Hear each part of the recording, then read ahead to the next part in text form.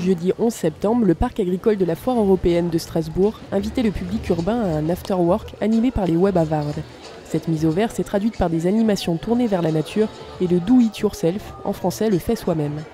On cherche à toucher le public des gens qui travaillent, donc c'est des publics entre 20 et jusqu'à 60 ans, mais bon, c'est plutôt un public jeune.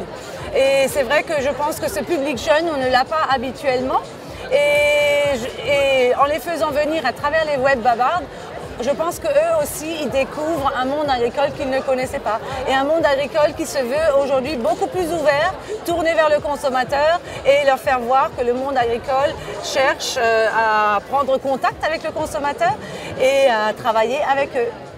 Le stand des produits laitiers illustre cette ouverture sur le consommateur. Cette année, en plus d'un stand de simulation de salle de traite ouvert toute la durée de la foire, l'interprofession des producteurs de lait a imaginé un bar à lait temporaire spécialement pour cette soirée after work.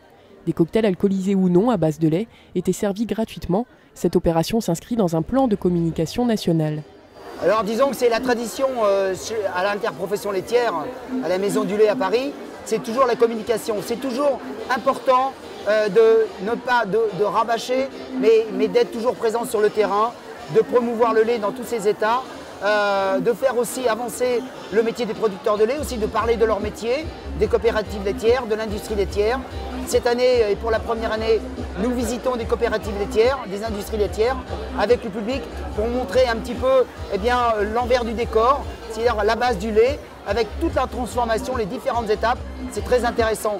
Donc la communication ne cesse pas chez nous, malgré la publicité que vous avez vue aujourd'hui avec les 3 produits laitiers par jour, avec Paf Paf le loup.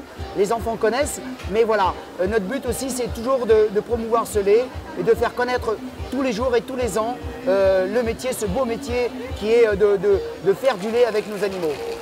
Mais ce genre d'événements permet aussi de sensibiliser le public à d'autres causes moins connues. Ainsi placé stratégiquement à l'entrée du parc agricole, le stand des Olympiades des métiers accueillait les visiteurs.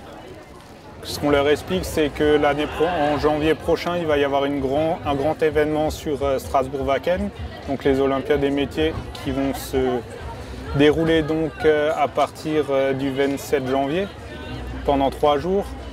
Ça va réunir plus de 50 métiers, plus de 850 jeunes donc, qui vont se donner à fond pendant 3 jours pour espérer avoir un titre de champion de France et une place pour la finale internationale qui va se dérouler à Sao Paulo au Brésil. Mais l'objectif d'un afterwork, c'est aussi et surtout de décompresser, lâcher prise en s'amusant et en pensant à autre chose. Et les animations proposées ce soir-là le permettaient facilement. Blind test, customisation de slip, atelier de couture, coiffure végétale ou encore pose avec le hamster géant le temps d'une photo. Le public venu nombreux s'est rapidement pris au jeu. Cette première édition a visiblement rempli son objectif. Moi j'ai trouvé ça sympa, donc je me suis même fait coiffer, donc vous voyez mon chignon, je trouve que c'est très intéressant. Les gens sont très ouverts, très souriants, ça se passe vraiment dans la déconnexion.